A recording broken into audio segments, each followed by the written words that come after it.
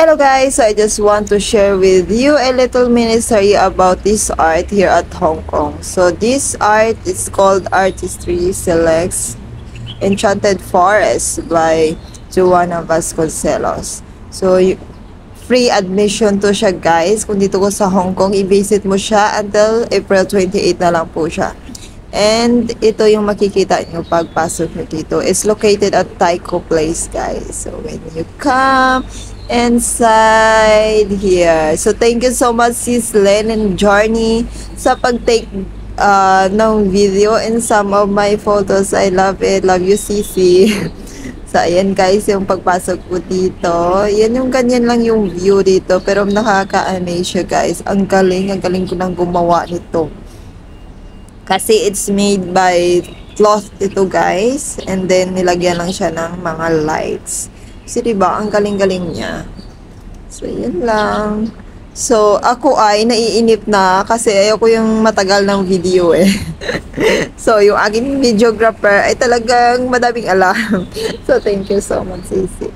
So, yan lang siya guys. And then, after that, syempre, lakad-lakad lang. And, ma-enjoy nyo tong view na to kapag kapag 7 to 8 kayo pumunta dito kasi nagko-close siya ng 8 o'clock. So ayan siya. So my printing booth is free also. You can print your own pictures pero hindi kami nagpa-print kasi 8 o'clock na kami natapos dyan. So no time to print our photos. Pero ang saya guys, maganda to kapag off day at wala kang mapuntahan, puntahan mo to. Gumala ka, ganon. So, ayan yung view dito. So, dark talaga siya sa loob, guys. So, kasi yung lights nga. So, at saka, indoor to siya. So, indoor art siya dito. So, tinatawag nilang Enchanted Forest. So, parang tree yata siya. Tree siya, guys, na nakaganyan. So, madami, kami yung dyan. Kasama ko si Ate Feli, si Ate Jen. At saka, sino pa yung isa? Nakalimutan ko yung isa. Sorry naman, ate. Kalimutan ko talaga lagi si Ate May. Yun. Ayan. So, with Sis Lynn Journey. So, yun yung pinaggagawa namin kahapon, guys. So, I love this art here also. So, as usual, I love lights even when I'm staying in Singapore. I'm working in Singapore before. So, ganyan ako. Mahilig sa lights, mahilig yung kung ano kasi yung bago. Sige, puntahan natin kasi may time naman, 'di ba?